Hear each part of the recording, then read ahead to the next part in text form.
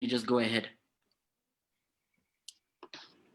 You can go for it now. Okay. Yeah, now. All right, thank you. So welcome everyone, and thank you for joining us for the official kickoff event to the OpenGov Digital Youth Summit. My name is Kibo and Ngowi, and I'm a communications coordinator with Accountability Lab based in Johannesburg, South Africa. Today, we'll be talking to artists from Nigeria, Zimbabwe, and Argentina who will be sharing their music and telling us what inspired them to use music as a tool for accountability and social change. I'm really excited because we have an amazing lineup of talented musicians whose music and insight you'll get to hear in a moment. But first, a bit of housekeeping. I want to talk briefly about the OpenGov Digital Youth Summit. The summit is being organized by Accountability Lab, Restless Development, and Open Government Partnership. The sessions, almost 30 in total, begin tomorrow and will run through Wednesday. The sessions include panel discussions, workshops, and brainstorming sessions on the theme of ensuring an accountable and inclusive response and recovery to the COVID-19 pandemic with young people at the forefront. If you haven't already registered for the summit, you can find information on the Accountability Lab website, accountabilitylab.org. Today's session is being recorded and live streamed to Facebook.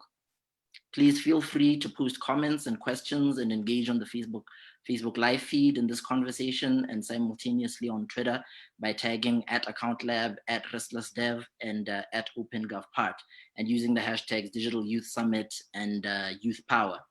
At the end of the introductions, we're going to take some questions from the floor, so please engage.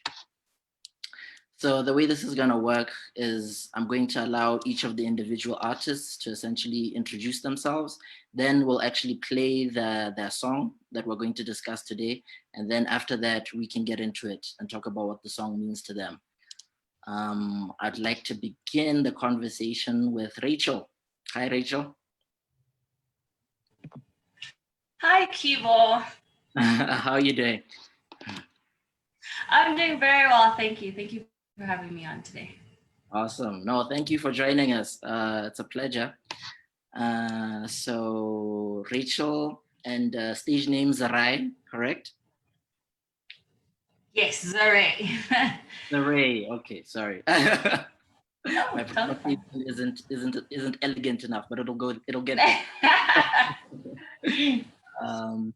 So I think, yeah, can we just start with you telling us a bit about yourself and how you became a musician? Sure thing. So my name is Rachael Ngwarai. Stage name is Zarai, Z-A-R-A-E. I was really just influenced and always kind of surrounded my music growing up and pretty much all my life, you know. And so I grew up in the church as well. So I got involved in music in the church quite a bit. That's where I kind of started to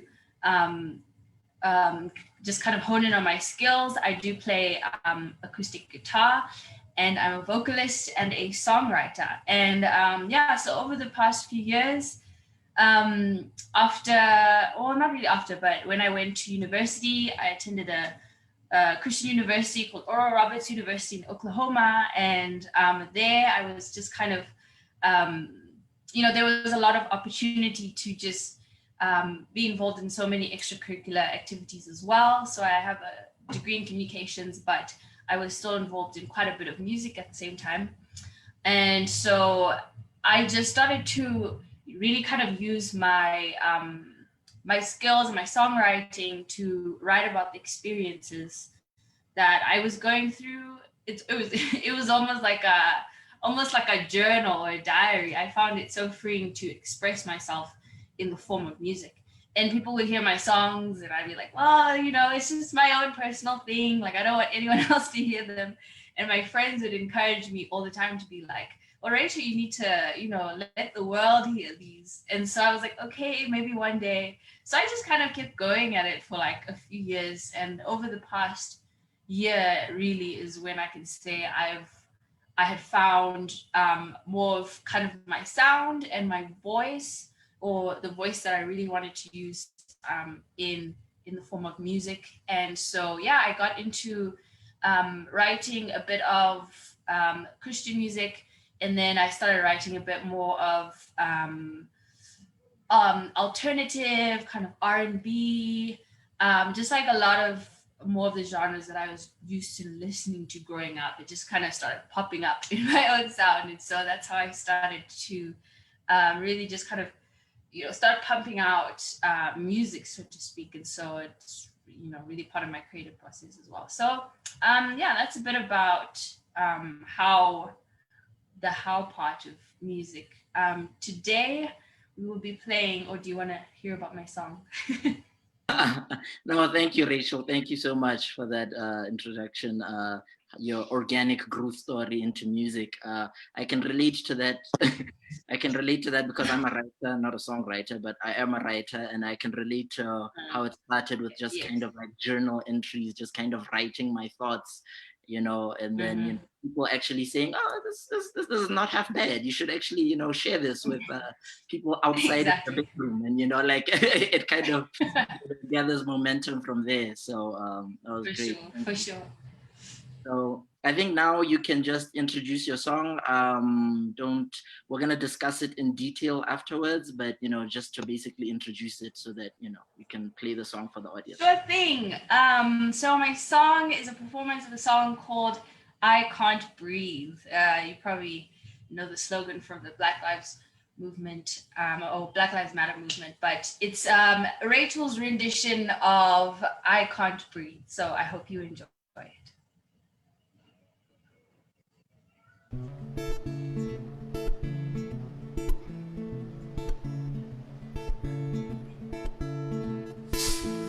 I can't breathe. I can't speak. What do you want from me? 'Cause I don't see it. No, I can't live. I can't take, can't give.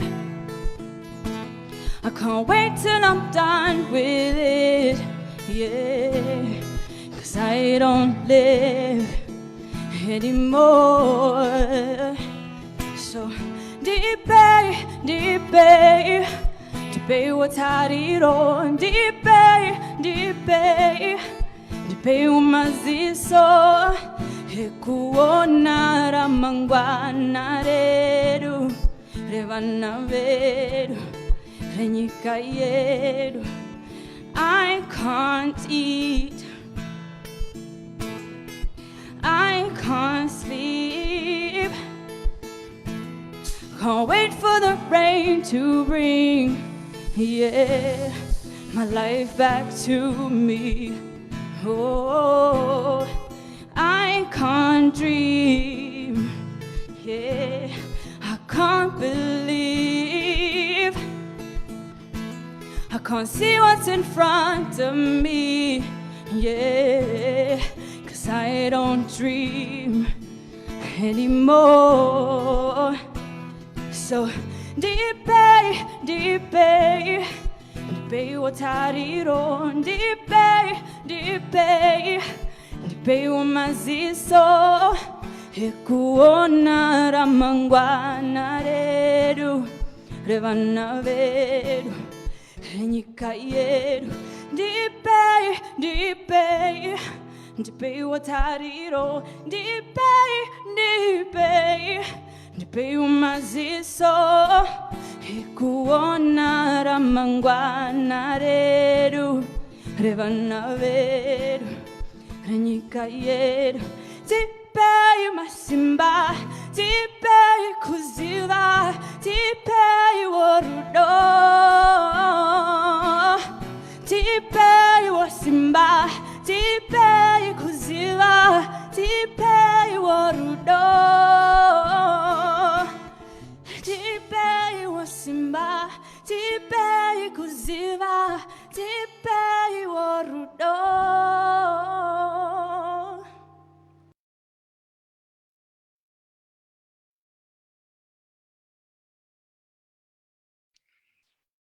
That was beautiful. Thank you, guys. Awesome. Oh, she's brought back so many memories of performing it. Wow. Now was that at the Shoko Festival? Yes, so that was this year's Shoko Festival. They did a live stream version of the Okay. festival. Yeah, that was in Harare, was it? So no, they actually recorded at different locations. So they recorded in Bulawayo as well as in Harare. So that was in Bulawayo. Oh, okay, awesome. So it's such a beautiful song, I have to say, and it feels to me as though there's an underlying kind of pain and heartache that comes through the way that you sing the song. So could you tell us like what the song means to you, and how the process came about of writing it? Yes, sure. So the day that I wrote or started to write the song, because it takes me several days to write songs sometimes. When I got the idea to write the song was a day when civil servants across the nation were kind of demonstrating to get better pay. And so how they did it was kind of people were a little scared because it was during lockdown, one of the phases of lockdown. And so it was just kind of, they were kind of almost shutting the cities down, and kind of like telling everyone to go home type of thing.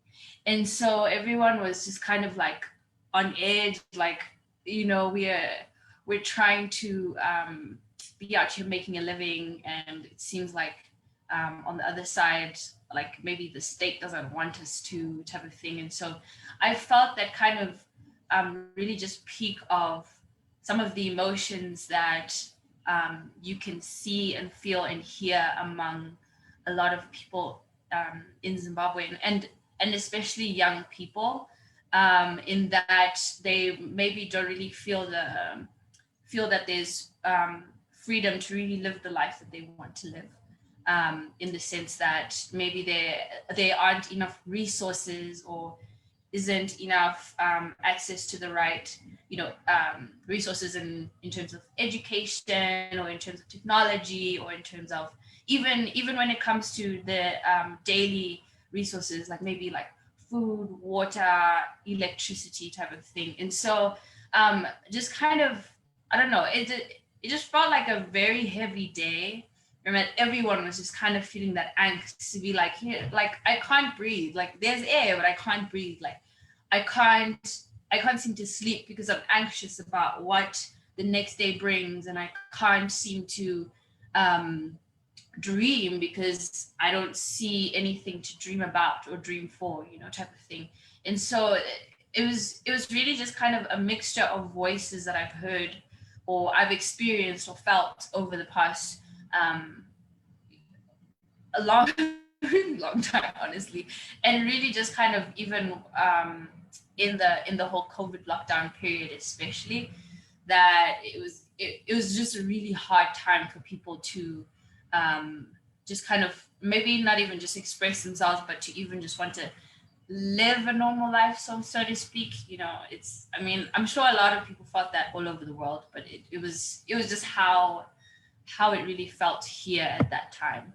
And so and of course carrying the voices of those civil servants as well, these nurses and police and soldiers that were like, what, if our salaries are not really enough for us to be going on and living and doing our jobs properly. And so they wanted to raise their own voice, like, okay, I can't eat at home because I don't have enough money, type of thing. So that's basically kind of like the message behind it and really what it means to me.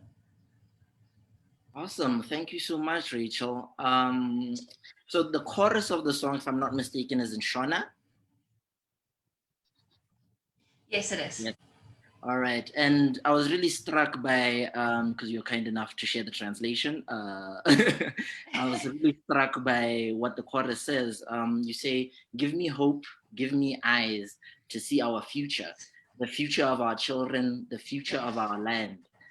And that strikes me as a really powerful message because it speaks to how, you know, hope is something that drives all of us as human beings, but there are times where, you know, hoping for the future can become a struggle, you know, because there's so much weight, you know, around, Definitely. you know, the moment. So that makes me want to ask you, do you think young Zimbabweans struggle to hope for the future of Zimbabwe? I think they do. And I think it's because so many, or at least the generation before what we call young people now, has almost had to live on hope. Like even my parents have had to live on hope instead of actually achieving, you know, their dreams or achieving what they wanted or seeing what they wanted to see in the prime of their lifetime. And so a lot of us youths have grown up watching our this older generation hope for better, and it didn't come.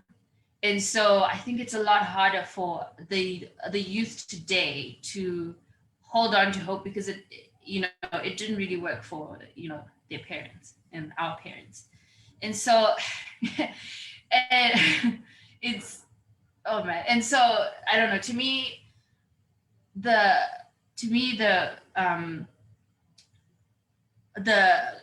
the message behind all of this is that really we need to be hoping in a bigger power. You know, for me, I am a Christian and I grew up in a Christian home, and I've always been taught that, you know, we believe and we hope in not ourselves, in not our own strength, but in the strength of something higher and in the strength of God. And I know that a lot of people in Zimbabwe believe the same thing.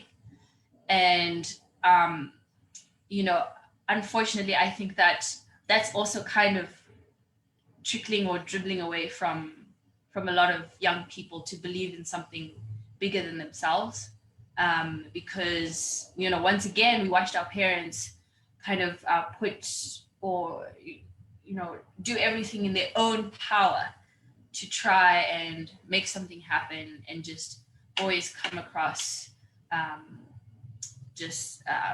you know, opposition that did not let anything happen. And so it's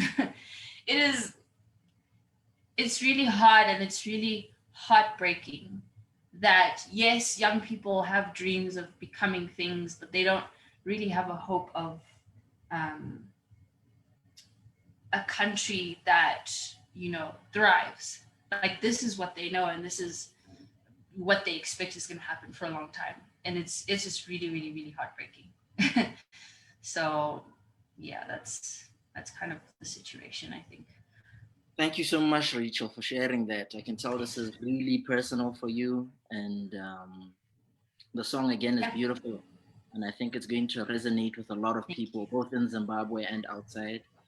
So thanks again. And you know, for those watching, if you have any questions for Rachel, please don't hesitate to comment, and I'll pass those questions on. So in the interest of time, I think we need to move on to our next talented artist. So next we're going to be speaking to Celeste in Nigeria. Hi, Celeste. How are you doing? Hi, Kibo. Can you hear me? Yes, I can hear you. How are you? I'm all right. How are you? I'm doing great. Okay. So I think just to begin with, could you please tell us a bit about yourself and how you became a musician? Okay. My name is Celeste Ojatula. Growing up, I've always loved music. I grew up in a family that always had different genres of music, from hip hop like Tupac to jazz music to traditional African sounds. And to be honest, I would say that music, my background influenced my music a lot. I grew up listening to Tales by Moonlight, actual Tales by Moonlight. People would sit by the moonlight and tell stories.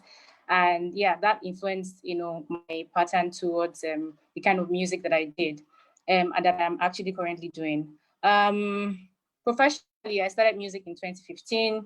Before that, I was part of a choir. And one of the things that I noticed when I was, as a chorister was that the song that we had wasn't so good enough for me. And so I started writing my own songs. So I would say that around the time when I was like 11 years old, I started writing songs for church, right? And then when I started my music professionally in 2015, it was I got a lot of groundbreaking people coming to me, telling me that the song is really nice, my song is sounding really great. And yeah, ever since then, my career has been, mostly talking about things that is happening in society, talking about love. More importantly, I focus a lot on nature and activism, more societal issues happening in the country. So yeah. Okay, thank you, Celeste. And your music being recognized by those groundbreaking people, was a sign that you had found your calling. Yeah. We often need often other people recognize our calling before we do. Yes. Okay, so I think we can get into your song. We'll discuss it in a bit more detail after we've played it for the audience. But for now, could you just introduce the song that we're gonna play? Okay, the song we are going to play is titled "Lie." As the song states, it's a lie. We in the Nigerian society, even till now, the government keep telling lies. We are surrounded by so much lies. And at the time when I was writing the story, I said story. At the time when I was writing the song, because usually I write songs like stories actually. So yeah, so at the time when I was writing the song, it was I was tired of hearing the same lies. There was no accountability for anything, and my song was mostly talking to the youths that, okay, you know what, our parents have done this and they are not working as they should. So why are we not doing what we should? We should be conscious of the government. We should do our very best to be aware of what is happening in our society. And because of that, I started writing that song. And yeah, and till now, I believe that the song still affects people. The things that is happening in Nigeria right now, based on the protest and the killings that has happened some days back, the lyrics in the song still talks about, how the Nigerian youths in general and African youths should be conscious, of what is happening around their society. And truth of the matter is that we cannot win without a fight. So that's what the song's about. All right, thank you, Celeste.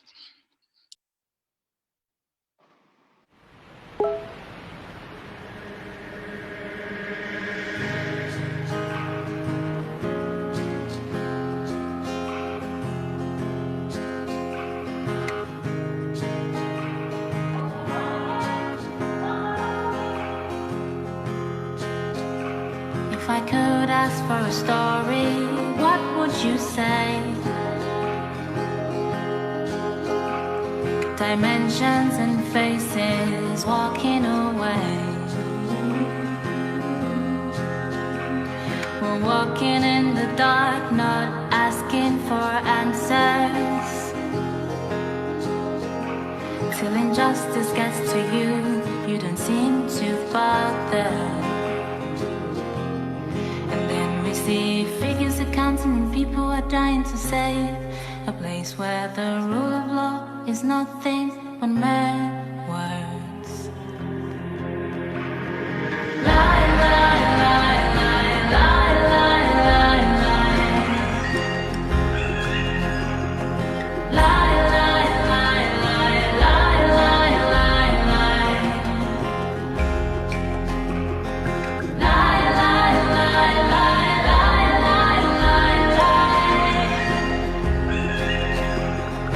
Lie, lie, lie, lie, lie, lie.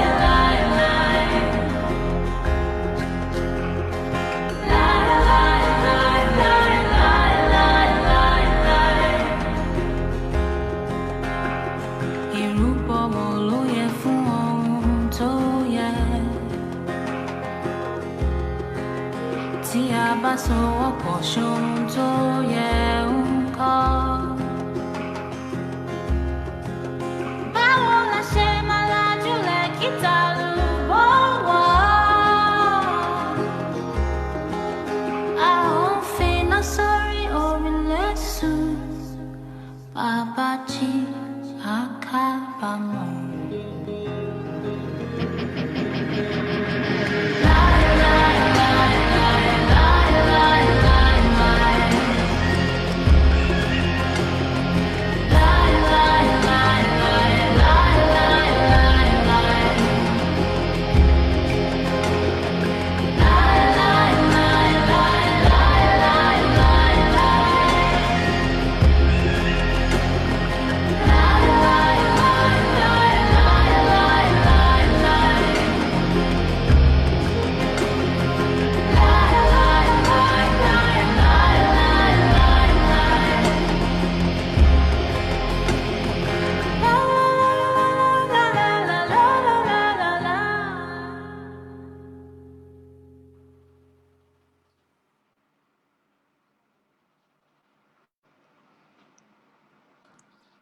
Wow, Thank you. Celeste, that is such an incredible song. Thank you very much. And it's got an incredible video to go with it. Shout out to The Myth. That's the name of the music director, right? Yes. Wow, okay. So V is the first name, Myth is the surname. Wonderful. So so yeah, I think you've already gone a bit into talking about the song, how it came about and what it means to you. So I'd like to broaden the conversation a little bit. It's been a tumultuous few weeks in Nigeria, as you already mentioned, with the End SARS campaign and the Nigerian government's response, which I think has been anything but encouraging. But No, I think, yeah. But I think for me, from watching from a distance, what has been encouraging though is that it seems these protests are being driven by young people who deeply care about their country and are willing to fight for it. So I'd like to ask you, what do you think young Nigerians hope for the future of Nigeria, especially in the context of End SARS? I would say that an end to police brutality and a beginning to better things. At the moment, I would say that more than half of the time, everything that I own as a youth, I had to acquire it. There has been no help from the government, so far concerning even basic amenities, you understand? And I feel like that if this protest goes on as it should, and if the government listens to us, which I don't think would happen, then I feel like there's going to be a revolution at some point. But the youth is what we look out for is, just an end to police brutality and a better future for Nigeria.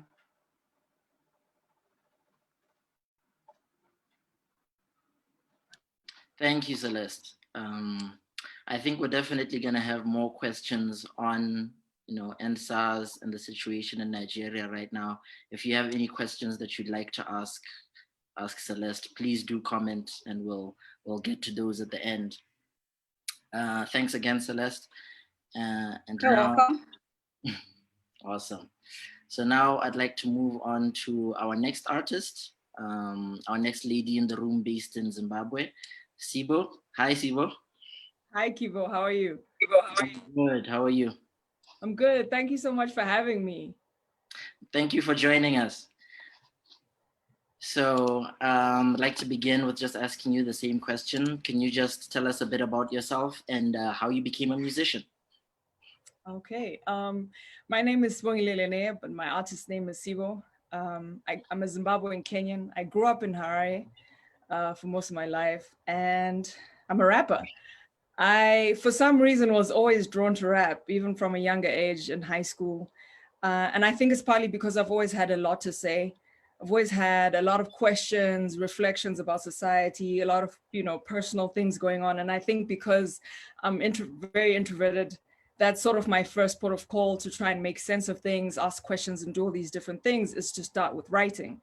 And it started in university when, I started to become more interested in political, cultural, social issues, but also my fascination with some of the things that are taboo and some of the things that there are these unsaid rules about the things you can't talk about and the things you can. And so both on a personal and in terms of my interest in social issues, I started writing from that point. And like Rachel and like you actually, it started off as sort of journal entries and, you know, my personal musings, my frustrations, all these different things. And so it was kind of like a diary, started out as poetry, but I knew I always wanted it to be rap for some reason. And it eventually turned into rap.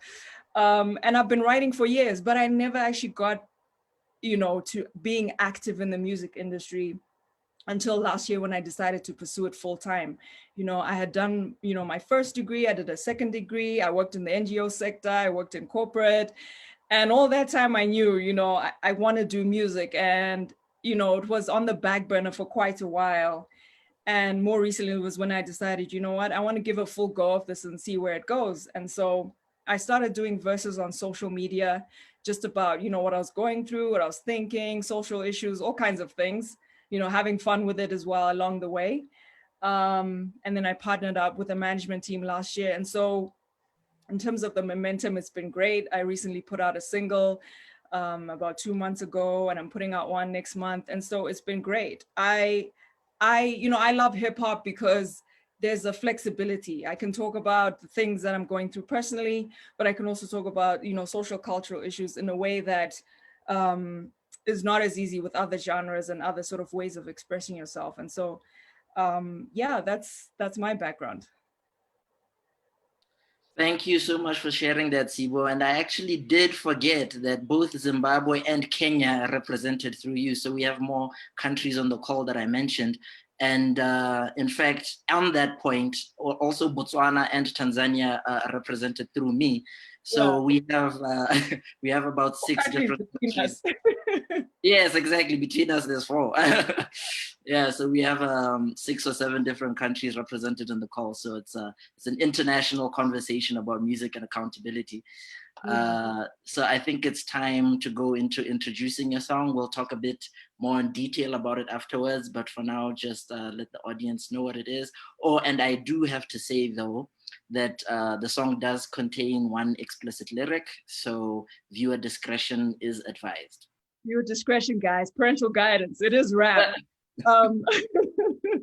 The title of the song is They Freed Zimbabwe. Well, it's a verse. The title of the verse is They Freed Zimbabwe, Who Will Free It Again?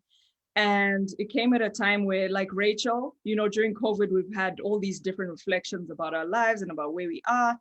And for years, I've written about the Zim situation, but I've never really talked about it. And so it was brewing in me for quite a while. And I know, you know, most Zimbabweans struggle with the everyday issues of dealing with what goes on, you know, whatever sort of facet of society you're from. And so this really came out just in a sort of burst of creativity. And the idea for it was, you know, just an overview of what I feel is the situation in Zimbabwe, to begin to try and sort of talk about that.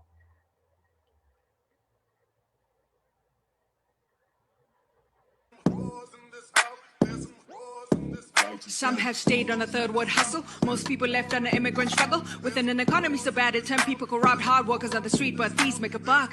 Pray for profit, profits quiet as fuck. Getting money while savings turn to dust. I've had to hold back my disgust. Dark forces trying to light it up. Gold diggers and blessings everywhere, but my family supported me, so how can I judge? Trying to make moves on the struggle bus. But it's sweet even on the up and up. People here celebrate getting visas. Country left with hyenas. We need healers. Do I go to Kenya? And some Lupita starting to believe gun nuts about a heater. Told my cousin be safe, said he got a pow pow. Crazy time like when you say now. Had one of the best jobs, still couldn't move out. Music been my way to break out. Can't afford rent, I'm with the rent. Say the wrong thing, it's a prison sentence. Hi, my gents. There's no logic here. Make it make sense. They freed Zimbabwe. Who freed again?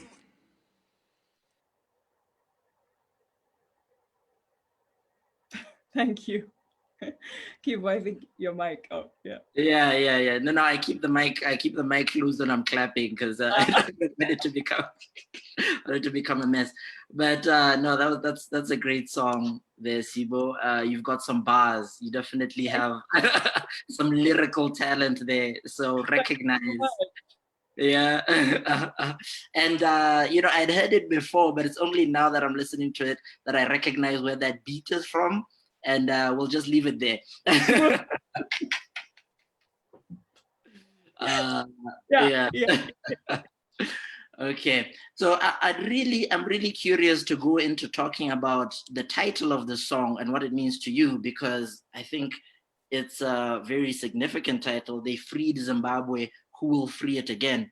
Could you just go into kind of explaining what this title means to you? Yeah. You know, I put this verse out on Defense Forces Day in August. And I was worried when it started blowing up and more people started watching, I started getting a little bit scared. I was like, okay, there's a lot of people watching this now. Just calm down a bit, you know, let's not cause too much trouble. But the idea of it was to say that to acknowledge the sacrifice of the previous generation, the liberation struggle against colonialism and freeing the country. It was to say, you had that phase, you had that fight, you fought it well. We inherited a Zimbabwe that was free, and we appreciate that.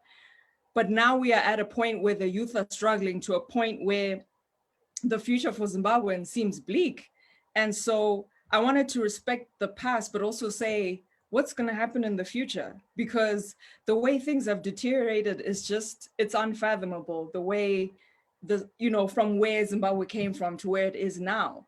And I think it was poignant because, I put it around the time of heroes to say, you guys have been our heroes, but now some of you people have become the villains in the story that is Zimbabwe. And so it was to say, to sort of point the lens on the youth, because I feel like, my parents' generation, they grew up in villages, they grew up, struggling with a lot of things and have moved into the suburbs and had that sort of progression. And I feel like every generation has one fight. They won their fight against colonialism. Our fight is to take the baton and move the country forward. And it actually feels like it's moved backward. And so the thing was to say, look, I get it. Your generation doesn't feel the level of pain we do, because the youth are disgusted by things that older people tend to sort of accept because they had it harder. They can talk about a time in the past. And so it was to put a lens on the youth and say, this is, and the situation in Zimbabwe is, there's different layers to that battle, because you have Zimbabweans here who are struggling with the situation.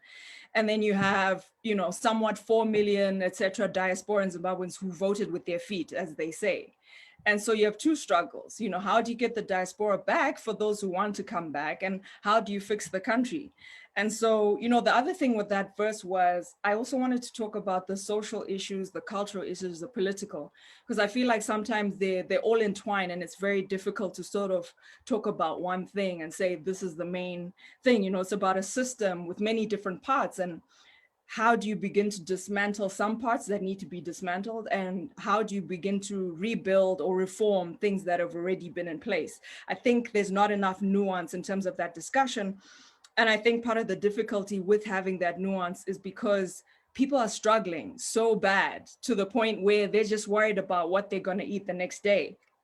The other layer I sort of wanted to portray was that Zimbabwe has many different struggles. And the part where I said had one of the best jobs still couldn't move out is true. I am one of the privileged Zimbabweans who's, I've had a job.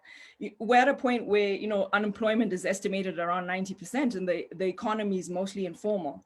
And so I also wanted to say, you know what, I'm privileged. I mean, the fact that I'm struggling and I'm privileged, I can't imagine what the average Zimbabwean is going through. And so I also wanted to highlight that there are different layers to this. But yeah, the focus was definitely on youth and young people, because they're the people who are going to rebuild the future. And my worry is that you have this dysfunction at the top, but it has begun to bleed into the youth and into the population as to what we value as a society. When I talked about hard work not being rewarded and thieves get rewarded, it starts to affect the culture, because people then grow up in that and think, why should I get a job? Why should I go the right way when I get paid peanuts? I can barely survive. And these thieves are getting, they're getting tenders or they're getting jobs. And so, I try to bring all those things. It was a tall order. I try to bring all those things into sort of the fray. Yeah, there were a lot of ideas that you tried to bring on board, but I think you did a good job. I think it really is a good verse. And it's very interesting how yeah, you're also picking up on some of the stuff that I talked about with Rachel in terms of how it can be a struggle to hope for the future for young people today because they see the situation around them and, you know, it's quite bleak.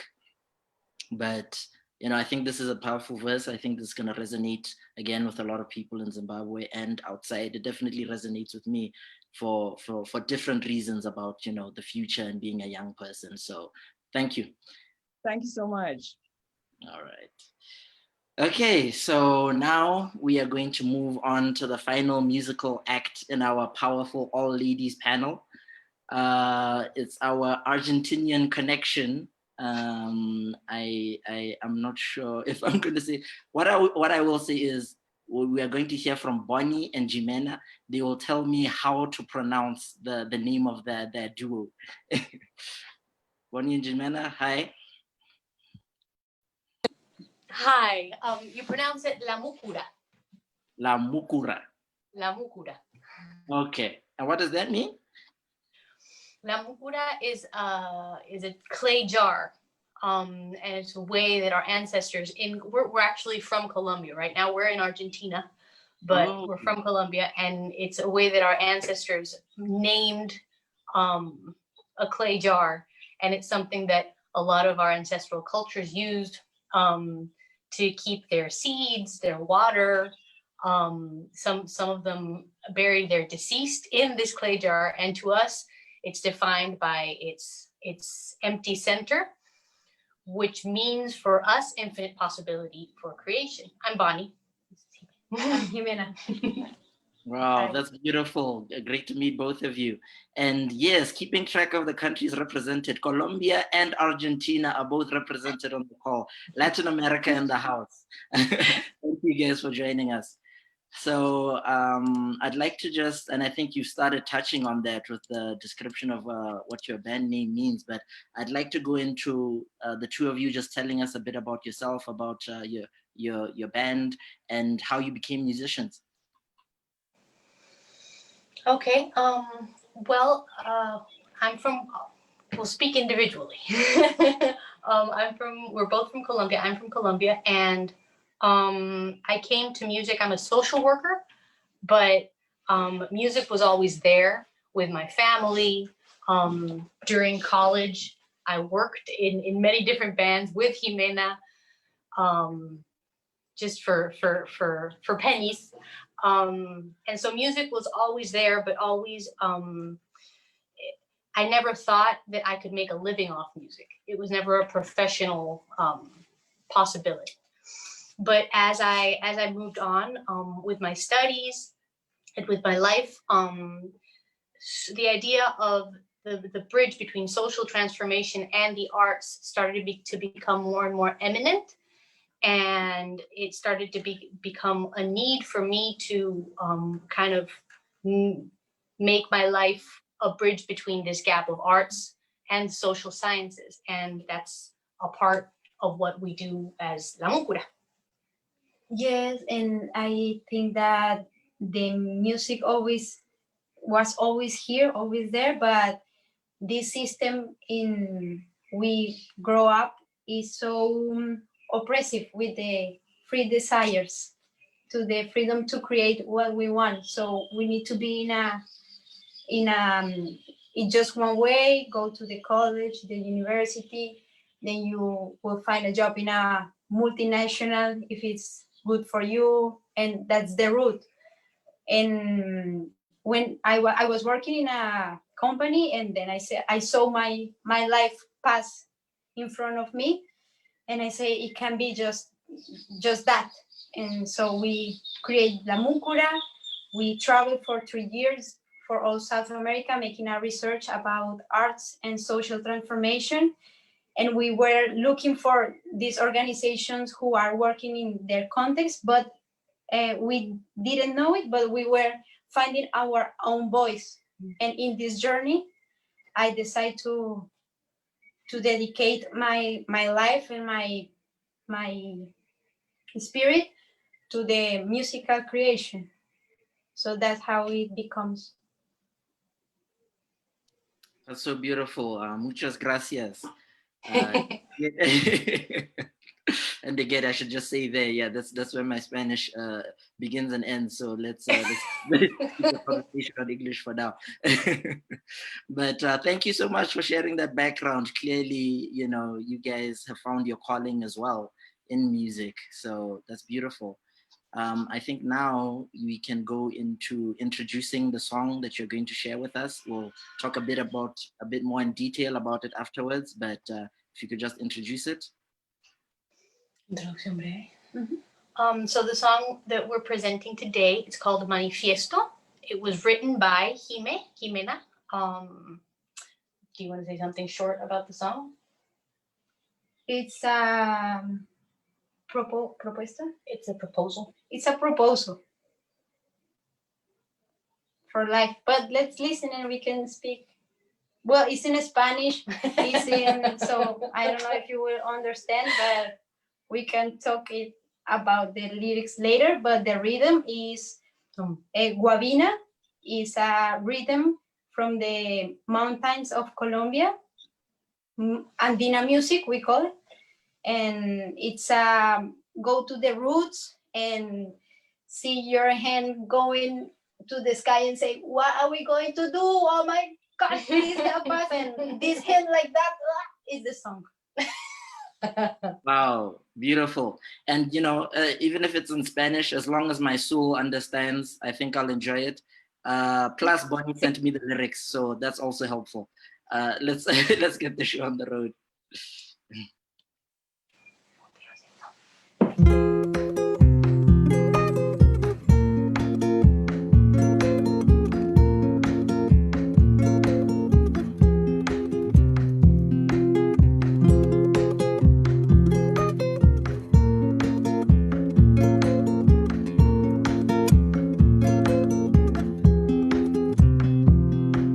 Sabes que nos arde la guerra, callamos las tristezas, el miedo y el dolor.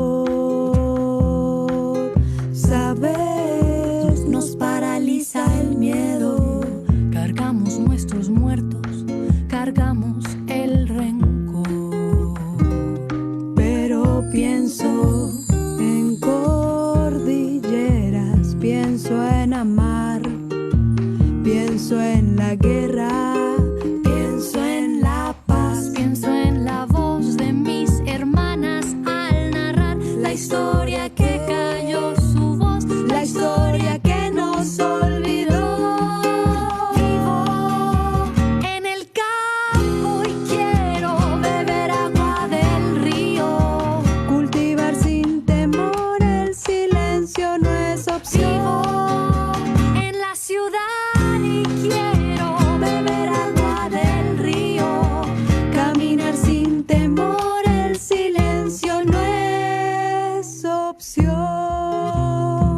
Entonces creo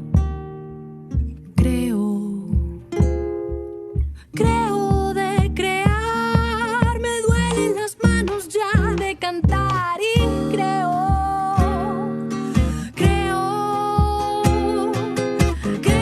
de crear, me duelen las manos ya de cantar.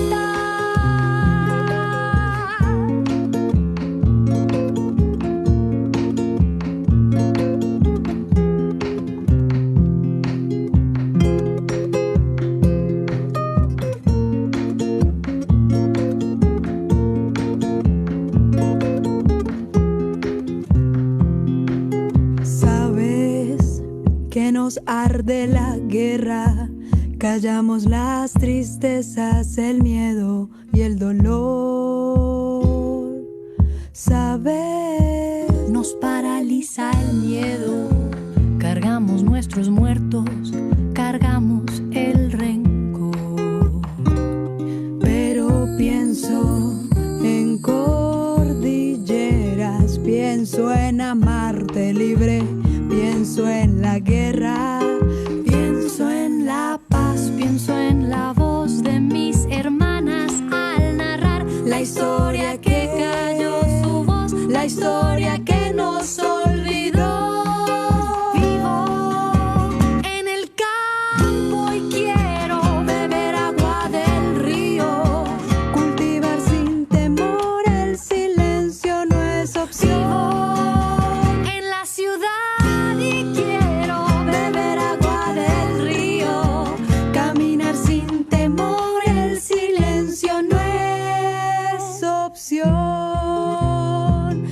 entonces creo, creo de crear, me duelen las manos ya de cantar y creo de crear, me duelen las manos ya de cantar.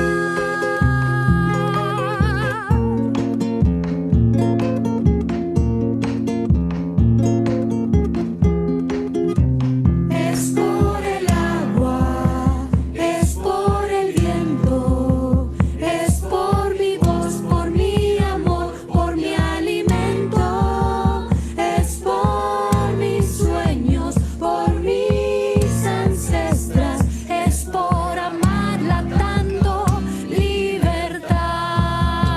Es por el agua, es por el viento, es por mi voz, por mi amor, por mi alimento, es por mis sueños, por mis ancestras, es por amarla tanto, libertad. Es por amarla tanto, libertad. Es por amarla tanto, libertad.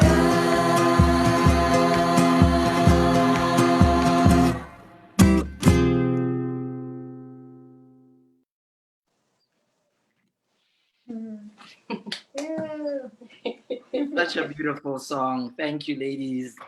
I think you can enjoy that song, you know, even if you don't speak Spanish, because it's so beautiful. But for the benefit of the audience, thanks again, Bonnie, for sending me the translation of the lyrics. I do want to read a bit of it just to give people kind of a taste or a sample of, you know, the subject matter of the song, which I think is also really powerful. There's a section of the song you say, I live in the city and I want to drink water from the river and walk the streets without fear. Silence is not an option. It's for the water, it's for the wind, it's for my voice, for my love, for my food. It's for my dreams, for my women ancestors. It's for the love of freedom. So yeah, these words are so powerful, and it really makes me wonder, you know, kind of what was your frame of mind when you wrote the song? And, you know, were you speaking specifically about how you feel about the situation in Colombia and, you know, how you feel being a citizen in Colombia, or, you know, was it about something else, some other part of Latin America?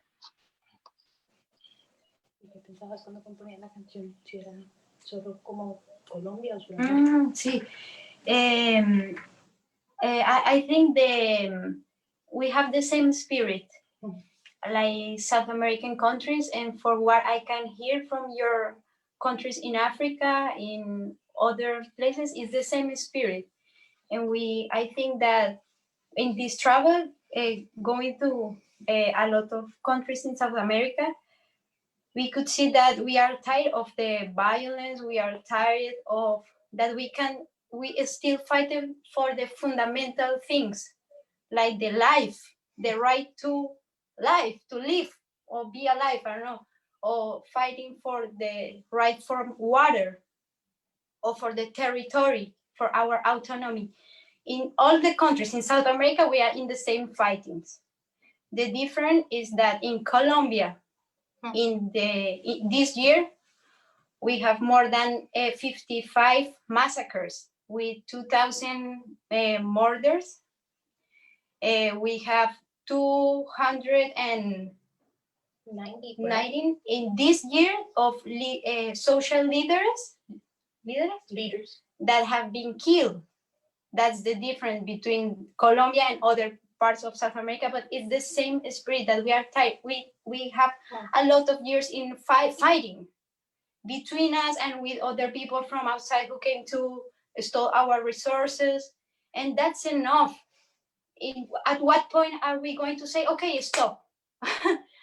And this call manifesto starts with a phrase, with a sentence that say, you know that the guerra, war, you know that war burns us. you know, the war burns us. Como we all know that it's burning our skin, our heart, our experience in this time. So what are we going to do? Use the words, use the guns, use the silence. What are we going to do? And with this song, it's like, okay, we are going to create. If we need to create a bridge with our imagination to make that our hearts can be communicate and find some point in common to rescue ourselves and our earth, we are going to do it. And we believe that arts can do this. And this song, I made it in Colombia after the 3 years traveling in Colombia, in South America. And it was living in the mountains. And we were living in a town that 2 rivers hug the town. And the water was a clean, pure life. But in Bogota, we were there and I smelled so bad. We were like, oh my God, what is it smelling? And some people from the city tell us, it's the smell of the river. And it's normal. That's how the river smells. And we say, can be normal that the river smells like dead bodies. If it's normal, we are dead right now. So it was like, we need to do something. And when the light tell me we need to do something, I used to do songs. I don't know if it's useful. I don't know if it's the better thing, but it's what I can do.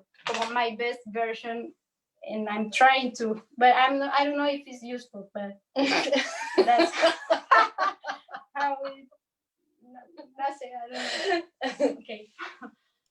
Thank you so much, Jimena, and thank you so much, both of you, not just for your talent, but also for your passion and your consciousness, because it seems like you guys are really touching on issues that really affect you on a personal level and affect, Colombians and all of Latin America on a personal level. And on this point of, you don't know whether it's useful, earlier on Celeste had mentioned Tupac, and I'm remembering that Tupac quote where he once said, I may not change the world, but I promise you I'll spark the mind of the person who does.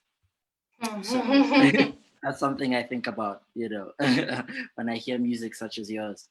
But so we had planned to have the conversation for an hour. We're left with 3 minutes. I think we'll definitely go a bit over time because we've gotten an overwhelming amount of questions from the audience, and I might not be safe walking on the streets if I don't touch on a few of them. So yes, here's one question here that I want to go into. We have an amazing all-women panelist here of talented musicians. So there's this question, what are some, and this is open for the floor, any of you guys can answer. What are some of the challenges you face as women creating music around these difficult topics? And what can be done to create more space in your context to amplify women's voices?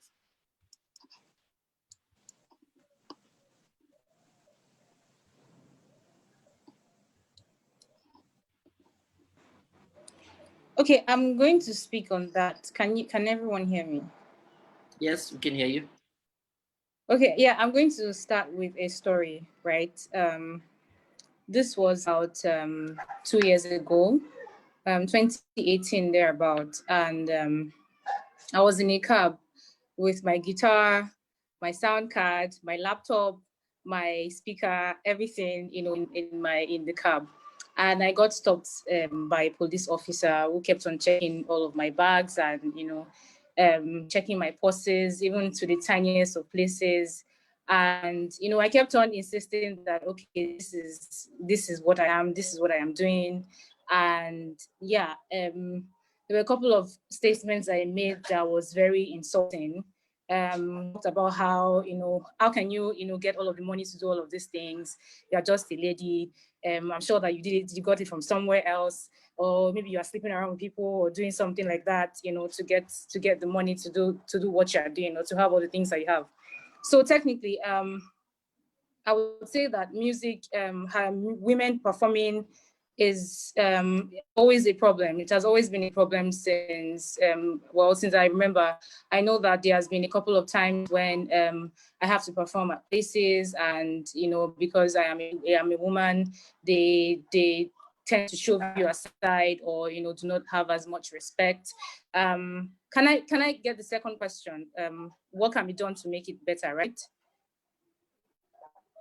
Sorry. Is that what you said? What can you done what can be done to amplify women's voices? So technically, I believe that where it starts from is from every other field aside music. In the government right now, in my own part of the country, or in part of the world, women are not appreciated as much. They do not have as much value, you know, for women as you know it should be. So I believe that more than anything, there should be more involvement of women in terms of politics, in terms of government. And then people should be more positive towards how women, you know, women's plight towards making things better, whether it's through music, whether it's through governance, all of that. I feel like that if we start to have positive thought processes towards women in general, it will make things better. It's not necessarily like there's an exact solution or an instant solution. It's a gradual process, and by the time we keep on, you know, talking about it, making sure that, okay, women are heard in every sector, in every part of, you know, the industry, it makes things even a lot more smoother for music. Thank you, Celeste. So I have another question here that's also addressed to everybody on the call, and really, as your role as artists, as musicians, you know, trying to make a living, the question is, how are the intellectual property rights or copyright laws in your countries, and how can they be strengthened to improve accountability within the music industry?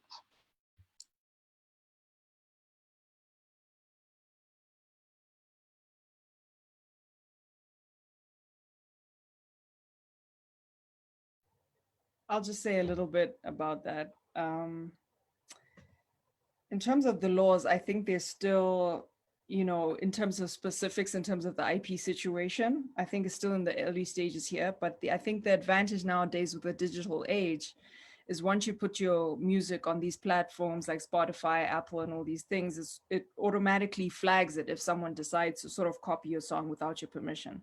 And so I think what has helped the situation is the internet and sort of the digital age of what music is.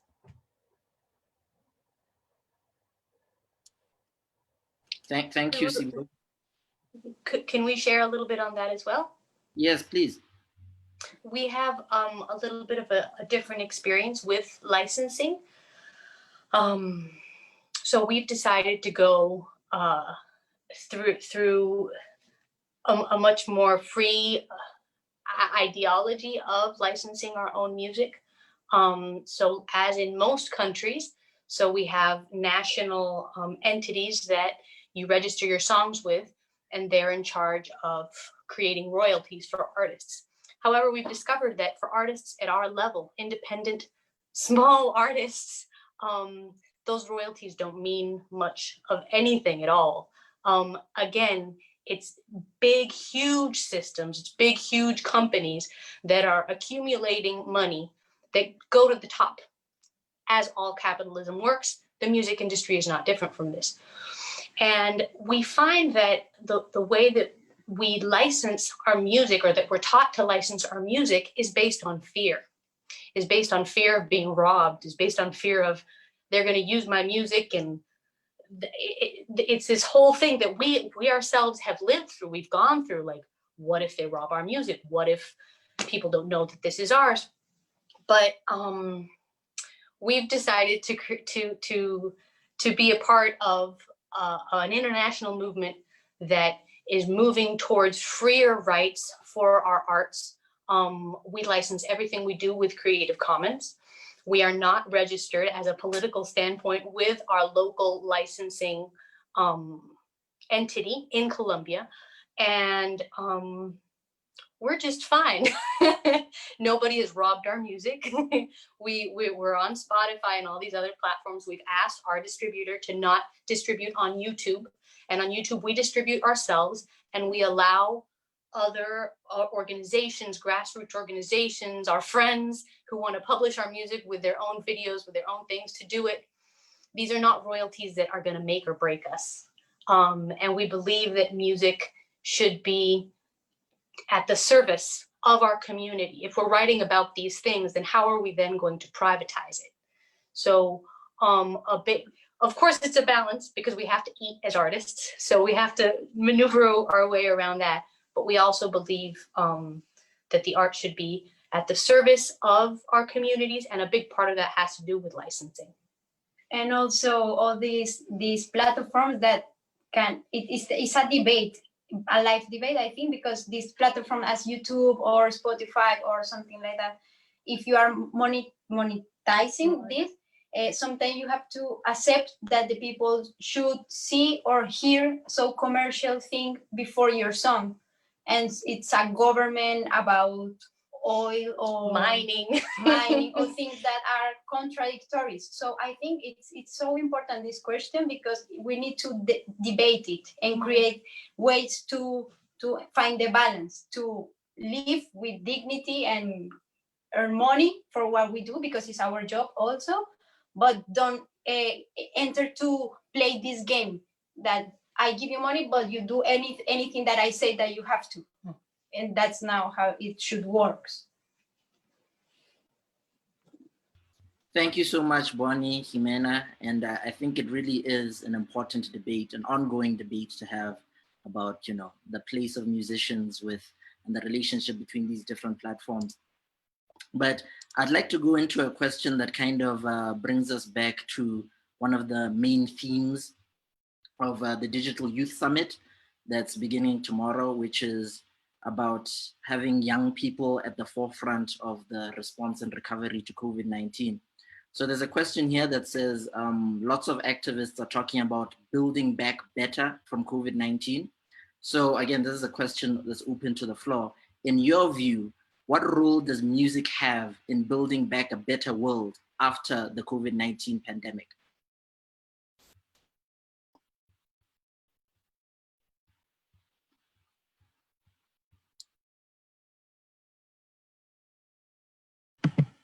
I might say a little bit about that. I think it comes back to how, specifically what we're talking about, Artivism, that art for activism. I think it plays a significant role because I believe that music is a big part of culture. And if we want to be rebuilding a better, rebuilding better after COVID, I think that a lot of things, and I'm sure even in the corporate world, people would understand that when you want something to change, you want to create a culture that facilitates that change. And so when you want to, if you want to bring up or have a society where women have an equal say, then you want to build a culture where women have an equal say, or where women's voices are heard. And so I think music plays a very big part in that it's part of, and I think a lot of the cultures represented here, Africa and Central America or Latin America, very, our cultures are kind of driven, or at least music is a big part of our cultures. And so I think that, yes, music, and especially the musicians in these societies probably, have a big say. People tend to listen,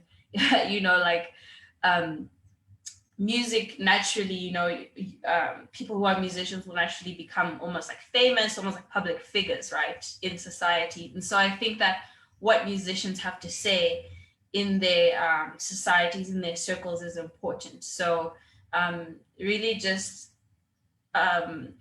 even like a call to musicians to be like, oh, let's jump on this. Like we could definitely make an impact if we really use all our spheres of influence to create that kind of culture that you want to create. to then bring about change. So that's basically my 2 cents to that. Thank you so much, Rachel. And we've now gone about 10 minutes over time. So I know some people are going to kill me because there's more questions, but I think we could go on forever, but we need to leave it here for today. And I'd just like to say, I can't thank all of you enough for taking the time to be here today, being so generous with answering these questions and sharing your music and what it means to you personally. So thank you so much to all of you for being here. We appreciate it so much. Thank you so much. Thank you, Kibo. It's been a pleasure. Awesome. Thank you so Thank much. you so much. All right. And with that, that's all we wrote. For those watching us on Facebook and other platforms, thank you so much for joining us, and hope to see you at the Digital Youth Summit beginning in earnest tomorrow.